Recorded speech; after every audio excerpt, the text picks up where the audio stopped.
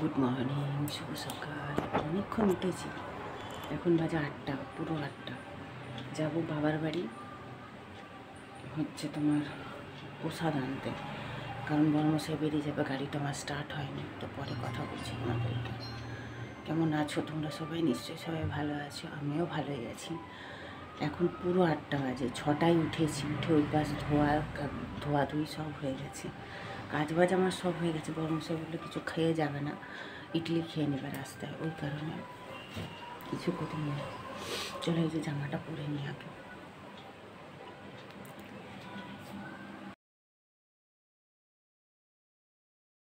তো এই দেখো, সকাল 8টার সময় রোদ দেখো কীরকম, দেখেছো? কিছুই করিনি, শুধু জামাটা পরেছি আর বেরিয়ে পড়েছি। উঠেছি তো অনেক সকালে, কিন্তু চোখ মুখ দেখে মনে হচ্ছে যেন আমি কত নাই ঘুমিয়েছি। তো হচ্ছে কি বলো তো, প্রসাদটা এখন যদি আনতে না যাই, বরমশাই চলে গেলে ডিউটি, আমার আর যাওয়া হবে না। ভালো লাগে না জানো তো, গাড়িটা না থাকলে না, মানে গাড়িটা না স্টার্ট করে করে এই অবস্থা হয়েছে। এখন যতদিন না ব্যাটারিটা লাগাতে পারবো ততদিন গাড়ি মানে সচল হবে না। আর ওই কিক মেরে মেরে মেরে মেরে আমি না পায়ে মেরে মেরে বেশি স্টার্ট করতে পারি না, বড় কষ্ট হয় আমার। যা আতশবাজি ফুটছে, কী যে ভয়েস দেবো আমি জানি না, কেমন ভয়েস যাচ্ছে সেটাও জানি না, ভয়েসটা কেমন হবে। তোমরা একটু অ্যাডজাস্ট করে দেখে নিও। তো এই যে প্রসাদ নিয়ে চলে এসেছি, রাস্তায় দাঁড়িয়েছিলাম বা বাজারের বাইরেটায়, বর্মশাই ঢুকেছিল বাজারে। আলুটা একদম বাড়ন্ত হয়ে গেছিলো, 2 কিলো আলু নিল আর ঠাকুরের ফুলমালা নিলাম, বাড়িতেই ওই যে ঠাকুরকে দেবো, মানে আমি জেঠিমা শাশুড়ির ওখানে।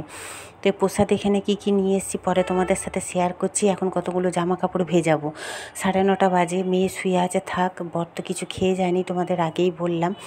এখানে এই দেখো ঠাকুরের ফুলমালা নিয়ে এসেছি আর একটু লাড্ডু নিয়ে এসেছি, ঠাকুরকে দেবো। ওই যে মেয়ে জেঠিমার ওখানে যে কালী ঠাকুরের মানে কালীঘাটের মায়ের পট আছে, ওখানে পুজো হয়, ওখানেই দেবো। তো এই যে শাশুড়ির জন্য বেড়ে নিয়েছি, আর হচ্ছে আমার যাকে দেবো তাতেও একটু বেড়ে নিয়েছি, অল্প করেই নিয়েছি, একদমই কম। 2 চামচ করে সবাই খেলেই যথেষ্ট, কারণ কেউ না খেতে চায় না। আমি যদিও বা ভালোবাসি, কিন্তু ভয় লাগে, সাংঘাতিক গ্যাস অম্বল হয়, তো ওই কারণে। তো মেয়ে বললো, মা এগুলো ভিজিয়ে দাও, ওর কলেজের এগুলো লাগে। তো হচ্ছে মা ভিজিয়ে দাও, ভিজিয়ে একটু ধুয়ে দাও, আমি পরে ইস্ত্রি করে নেবো। তো ওগুলোই ভিজিয়ে রাখছি আলাদা করে, যেহেতু সাদা জিনিস, কোথায় কী নোংরা লেগে যাবে তার ঠিক নেই, দাগ ফাগ লেগে যেতে পারে। তো ওই কারণে অল্প নিরমা দিয়ে ছোটো জায়গায় ভিজিয়ে রেখে দিচ্ছি, পরে ধুয়ে দেবো ভালো করে চটকে।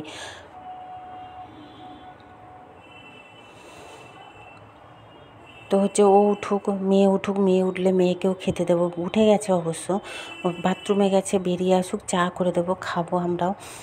চা খাবো, চা খেয়ে দিয়ে আমি স্নান পুজো সেরে তারপরে রান্না বসাবো। রান্না তেমন কিছু নেই যদিও বা।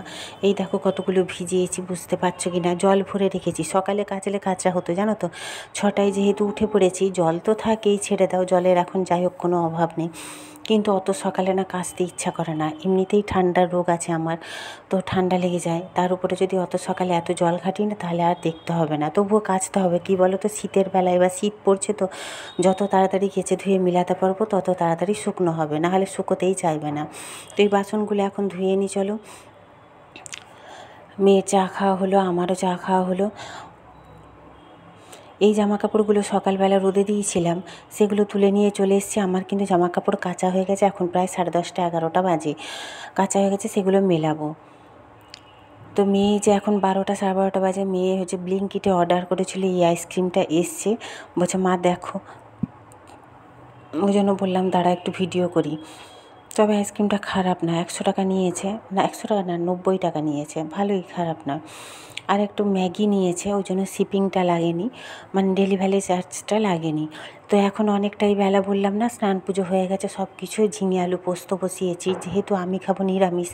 নিরামিষ বলতে পেঁয়াজটা খাই আমি, জানোই, মঙ্গলবার, কিন্তু হচ্ছে মাছটা মাংসটা খাবো না।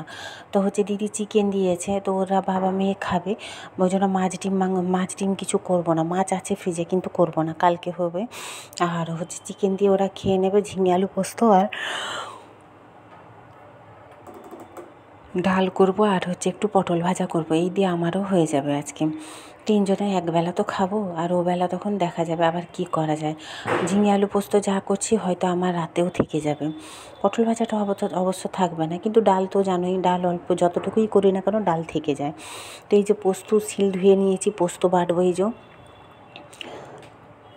একটু বেশি করেই বেটে রাখবো, শুক্রবারও লাগবে, কারণ মেয়ে থাকবে, রান্না তো সেহেতু করতেই হবে, বর আসুক আর খেতে আসুক আর না আসুক, মেয়ের জন্য তো করতে হবে, ওই জন্য একটু পোস্ত বেটেই রেখে দিয়েছি।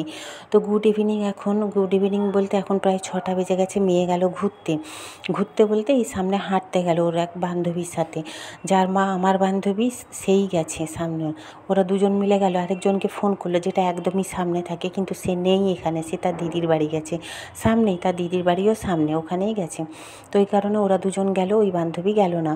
তো এই জামা কাপড়গুলো কালকের ওই যে সকালে রোদে দিয়েছিলাম, সেগুলো এখন ভাঁজ করে নিচ্ছি। এখন আমার সন্ধে দেওয়া হয়নি, তো আমি একটু শুয়েছি। আর মেয়ে বলছে, মা জামা বের করে দাও, করে দাও।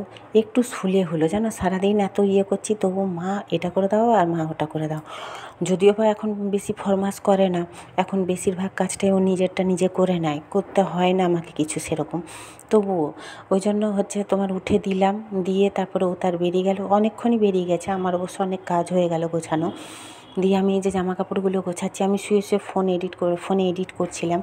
তারপরে উঠে যে জামা কাপড় গোছাচ্ছি, তারপরে সন্ধে দেবো। দেরি করেই আজকে ইচ্ছে করে সন্ধে দেবো। ভালো লাগে না সব সময় তাড়াহুড়ো করতে, জানো তো। আর পারি না সব সময় ছটপট দৌড়ঝাঁপ করতে। যদিও বা দৌড়ঝাঁপের আমার সেরকম কিছু নেই, তবুও যে টাইম বাই টাইম সেটা তো নয়, তবুও মানে অস্থির লাগে নিজেকে। তো চলে এই জামা কাপড়গুলো গুছিয়ে এখন আলমারিতে রেখে দিই। রাতের রান্না তো দেরি করে করলেও হবে, এখনও বড়মশাই আসেনি, 6:30 বাজতে যায়। আমি সন্ধে টন্ধে দিয়ে একটু চা করবো, ও ততক্ষণ মেয়েও হয়তো এসে যাবে।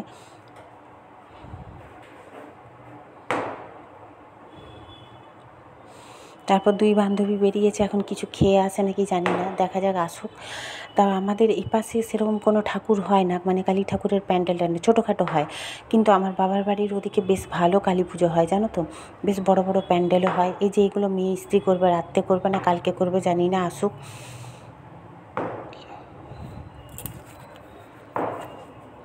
তো ভেবেছিলাম আজকে আমি একটু বেরোবো ওই প্যান্ডেল দেখতে, মানে আমার বাবার বাড়ি ওদিকে, কিন্তু মেয়ে যেহেতু বেরোলো, ওই জন্য ভাবছি আজকে আর বেরোবো না, কালকে দেখি সন্ধ্যাবেলা একটু বেরোবো, ভোরে এলেই বেরোবো। আর ওই যে বললাম স্বাধীন নই, মানে গাড়িটা তো আমার ঠিক নেই, নাহলে আমি একাই বেরিয়ে যাই, যদিও বা মেয়েকে নিয়ে। অবশ্য বরের সাথে বেরোতেই ভালো লাগে, মেয়েকে নিয়ে একা আর এখন বেরোতে ভালো লাগে না। যেহেতু এখন মেয়ে বেশিরভাগ থাকে না, বরের সাথেই বেরোতে ভালো লাগে। তো এখন অবশ্য কাজ পড়লে তখন তো একা বেরোতেই হয়, হ্যাঁ, কারণ অগত্যা বর তো সারাদিন থাকে না, ডিউটি থাকে তার। তো এগুলো এখন সমস্ত গুছাবো। বেদানা ছাড়িয়ে দিলাম, দেখো খেলো না, চলে গেল। তো বললো, মা এসে খাবো, জানি না কখন এসে খাবে, থাক এখন, আগে আমি সন্ধেটা দিই। চলে এলো, এই দেখো 6:30 বাজে। এসছিল ওর বান্ধবী, একটু কথা বলে চলে গেল। ওর বাবা এসছিল, ওর বাবা নিয়ে গেল, ওকে ছেড়ে দিবে ওর বাড়িতে, দিয়ে ওর বাবাটার ক্লাবে চলে যাবে, মানে আমার প্রতিদিন। আমি বললাম একটু বস, আর একটু বস, তারপরে পরে যাবি। বলে না, আন্টি চলে যায়। যে সন্ধে হয়ে গেছে, তো 7:30 বাজতে যায়। 7:20 বাজে।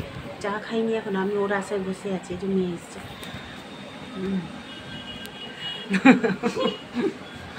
তো তোমরা কালী পুজোয় কে কোথায় ঘুরতে গেছে জানিও। আমি ভেবেছিলাম আজকে একটু ঘুরতে যাব। আইব্রোটা করা হয়নি, আমার যে যার তো যে আইব্রো করে, সেই যা একটা কাজে ঢুকেছে, ওই জন্য ও নেই, 4:30টায় চলে গেছে। আর আমি সেই শুয়েছি, ভুলে গেছি ওকে ফোন করতে। সকালে বলেছিল আমাকে আবার 4টার সময় ফোন করবে, আমি ভুলে গেছি, দিয়ে ও ভুলে গেছে, চলে গেছে কাজে। কালকে আইব্রো করবো। আর মেয়ে গেছিলো আমাদের এই একটু দূরে, ওই পাশের দিকে একটু দূরে একটা বিরাট প্যান্ডেল হয় কালী পুজোর। কালী পুজোটা আমাদের এই বাড়ির সামনাসামনি খুব একটা হয় না, আমার বাপের বাড়ির ওখানে আবার খুব বড় করে অনেকগুলো কালী পুজো হয়। তো কালকে দেখি বরের সাথে, কালকে ভাবছি সন্ধ্যাবেলা একটু বেরোবো। তো ও যাই হোক, ওর বান্ধবীর সাথে হেঁটে হেঁটে অতটা যেয়ে প্যান্ডেলটা দেখে এসছে। আগে আমরা যেতাম, আমার মেয়ের বান্ধবীর মা, মানে আমার যে বান্ধবী হয়, ওরা 2 বান্ধবী, আমরা 2জন, 4জনে হেঁটে হেঁটে যেতাম দেখতে, দেখে খেয়ে দিয়ে আসতাম টুকিটাকি। তো ওরা ঘুরতে গেছিলো, ফুচকা খেয়েছে, কোল্ড ড্রিঙ্কস খেয়েছে, লাস্টে মোমো খেতে ইচ্ছা করছিলো, মোমোর দোকান খুঁজে পাইনি, চলে এসছে। আর কি খেয়েছিস? ওই যে কুলটা কিনে নিয়ে এসছে, যে 2জনে 2টো। তো এখন চা খাবো, আমি চা খাইনি, বসে আছি ওর জন্য, চা খাই, তারপরে রুটি তরকারি রাত করে করবো। তোমরা দেখতে থাকো। তো এখন কিন্তু অনেকটাই রাত, প্রায় 9টা বেজে গেছে। মেয়ে তো এসে গেছে অনেকক্ষণ, তোমাদের দেখালাম, কথা হলো। ওর বান্ধবী এসে বসলো, কিছুক্ষণ গল্প করলো, চলে গেল। তো হচ্ছে বরমশাই গেল ছেড়ে দিবে, এই সামনেই তো, ছেড়ে দিয়ে ও তার ক্লাবে চলে গেল। এই যে একটু বরের জন্য ছানা কাটিয়েছি, ও ছেলেটা এসেছিলো, আমার ভাসুরের ছেলেটা, তার সাথে আমি কতক্ষণ একটু গল্প করলাম, বক বক করলাম। তো এই এখন ফুলকপিটা না হালকা ভাপিয়ে নিয়েছি, কেন বলো তো, এখন দিনের ফুলকপি তো, আর তাছাড়া আমি ফুলকপি একটু ভাপিয়েই করি। সবাই বলে ফুলকপি ভাপিয়ে করলে নাকি গ্যাস অম্বলটা কম হয়, কিন্তু আমি বুঝি না, সেই তো আমার মনে হয় একই রকম হয়। তো যাই হোক, ফুলকপিটা ভাপিয়ে নিয়েছি, ওদের বাবা মেয়ের জন্যই এটা ভাজবো, যদি থাকে কাল সকালে তখন আমি খাবো। কী বলো তো, আমার তো ঝিঙে আলু পোস্ত আছে আর ডাল আছে, ওই দিয়ে হয়ে যাবে। তো ওরা তো রুটি খাবে, মেয়ে খাবে না বলছে, মেয়ে তো খেয়ে এসছে, মেয়ে বললো মা আমি এক গাল মুড়ি খাবো। তো ও তার মুড়ি দিয়ে অল্প একটু খাবে, আর ওর বাবা রুটি দিয়ে খাবে, ওর বাবার জন্য রুটি করব, 2 কি 3টে। তো চলো এখন রুটিটা আগে করে নিই। এবার ফুলকপিটা ভাজতে দিয়ে দিয়েছি, কতগুলো বাসন পড়ে আছে সেগুলো মাজবো, যে ছানা কাটিয়েছি, তারপর চা খেয়েছি, সেই সব বাসন এখন কয়েকটাগুলো পড়ে আছে, সেগুলো এখন মেজে নেব। বাসন মাজার আর শেষ হয় না, বাসন মাজা কি আমাদের ঘরের বউয়েদের মনে কোনো কাজের শেষ হয় না, যত কাজ খুঁজে করতে পারবে তত কাজ বাড়ে, কিন্তু যারা করতে চায় না তাদের কাজ থাকে না, ছেড়ে দাও। তো যাই হোক, চলো এখন বক বক করে ফেললাম অনেকক্ষণ ধরে। তো আজকে তো আর বেরোনো হলো না ঠাকুর দেখতে যাওয়া, কালকে দেখি যাব একটু, যদিও বা কালু ঠাকুর সেরকম দেখতে আমি বেরোই না, তবু বেরোই না বলাটা ভুল কথা, একদিন হলেও বেরোই। তো চলো এই যে আটা মাখবো, রুটি করব, এখনও আটা মাখা হয়নি, চাকি বেল্লা ধোবো। এই বাটিটা মাজবো চায়ের, বললাম না এখন অনেক বাসন পড়বে, আবার সেগুলোকে টুকটুক করে মাজতে হবে। এগুলো মোছামুছি করে নিই, দাঁড়াও, দিয়ে তারপর তো আটা মাখবো। আমি আবার আটাটা পুরো নিরামিষ মাখি, মানে একদম ঠেকাঠেকি কোনো কিছুতেই করি না, আটা কেন কোনো জিনিসটাই করি না, যদিও বা তোমরা আমার দেখেছো।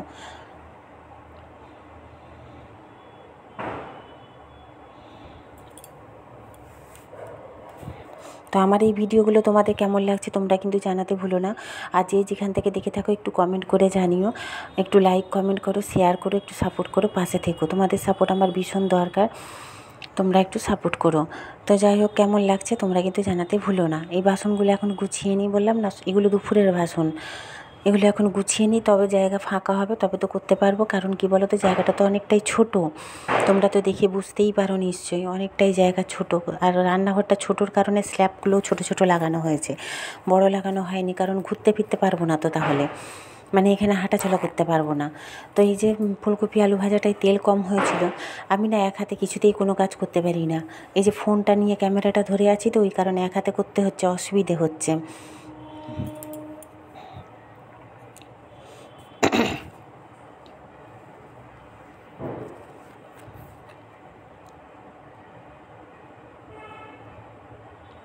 এই কাপটায় সকালের তেল ছিল, এই সকালের তেলটা দিয়েই বসিয়েছিলাম, কিন্তু কম হওয়ার জন্য সর্ষের তেল আর একটু দিলাম।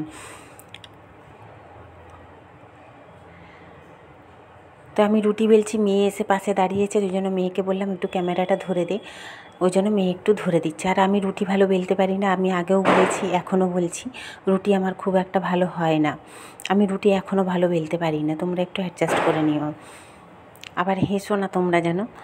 তো যাই হোক, আজকে এই পর্যন্তই, কেমন লাগলো জানিও, টাটা সবাইকে, গুড নাইট, সবাই ভালো থেকে সুস্থ থেকো, কালকে দেখাবো আবার একটা নতুন ভিডিওর সাথে।